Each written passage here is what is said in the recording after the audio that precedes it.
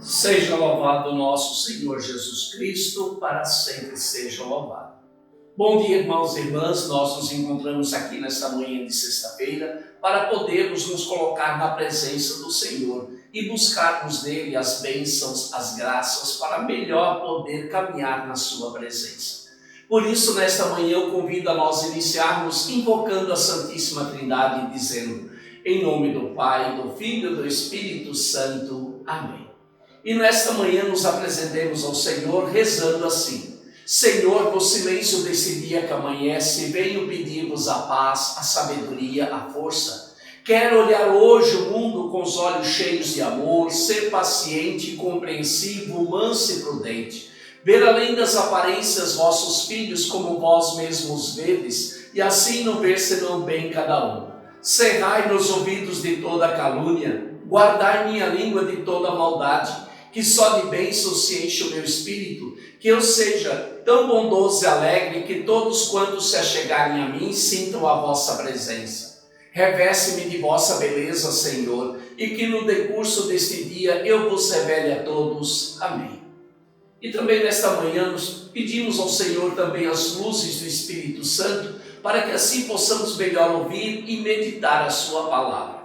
Rezemos. Vinde, Espírito Santo, enchei os corações dos vossos fiéis e acendei neles o fogo do vosso amor. Enviai, Senhor, o vosso Espírito, e tudo será criado, e renovareis a face da terra. Oremos. Deus, que instruísse os corações dos vossos fiéis com as luzes do Espírito Santo, fazei que apreciemos retamente todas as coisas, segundo o mesmo Espírito, e gozemos sempre de sua consolação, pelo mesmo Cristo e Senhor nosso. Amém.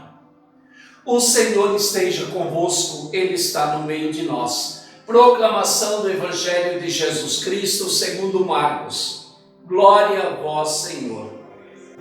O rei Herodes ouviu falar de Jesus, cujo nome tinha se tornado famoso. Alguns diziam: João Batista ressuscitou dos mortos. É por isso que os poderes agem nesse homem. Outros diziam: é Elias. Outros diziam ainda: é um profeta como os profetas antigos.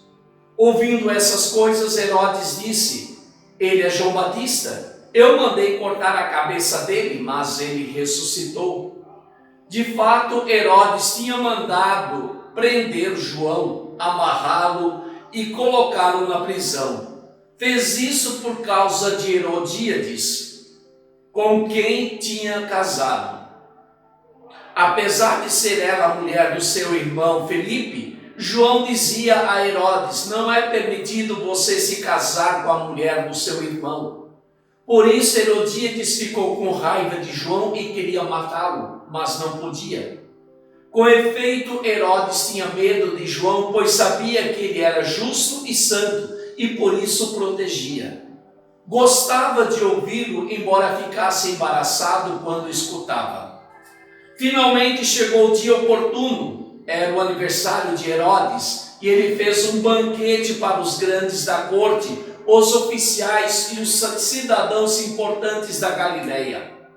A filha de Herodíades entrou e dançou, agradando a Herodes e seus convidados. Então o rei disse à moça: peço o que quiser e eu darei a você. E jurou: juro que darei qualquer coisa que você me pedir, mesmo que seja metade do meu reino. A moça saiu e perguntou à mãe: o que vou pedir? A mãe respondeu: a cabeça de João Batista. A moça correu para a sala e pediu ao rei: quero que me dê agora num prato a cabeça de João Batista.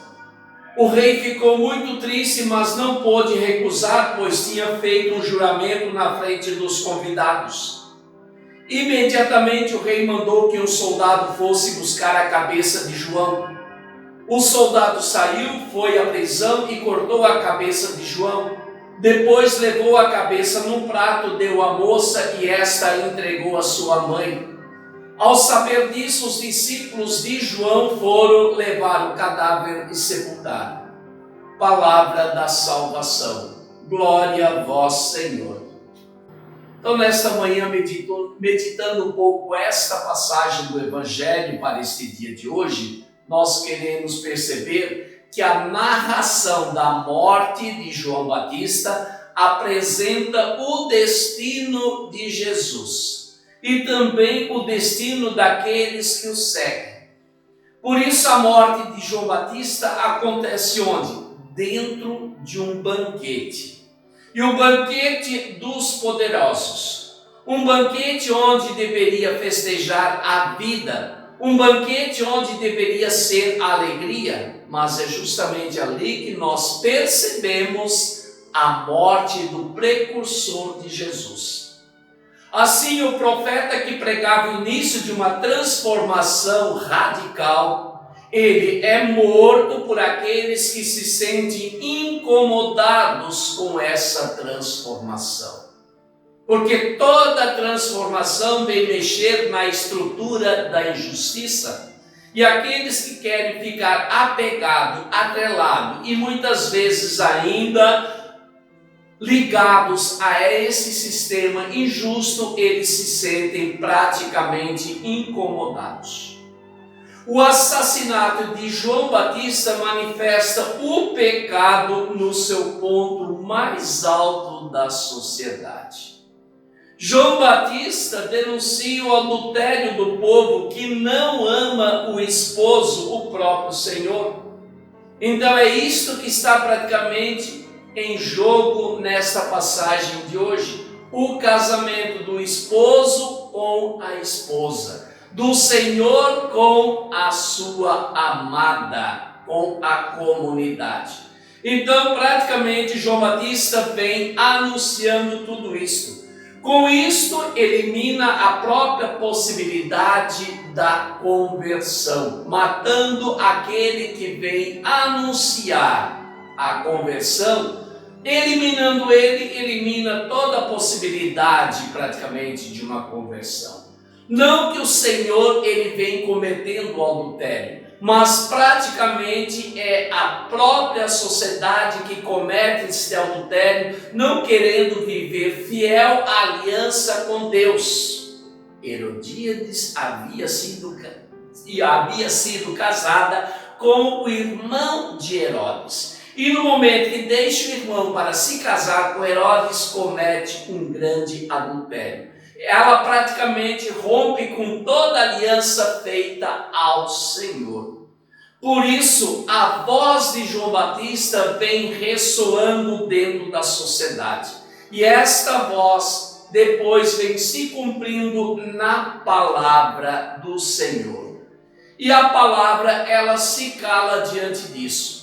Aquele que não pratica a justiça, ele praticamente não está disposto a se converter. Então não pode procurar o Senhor por ter uma pretensão de querer encontrar o Senhor. Se nós não queremos a conversão, como nós vamos querer nos encontrar com o Senhor?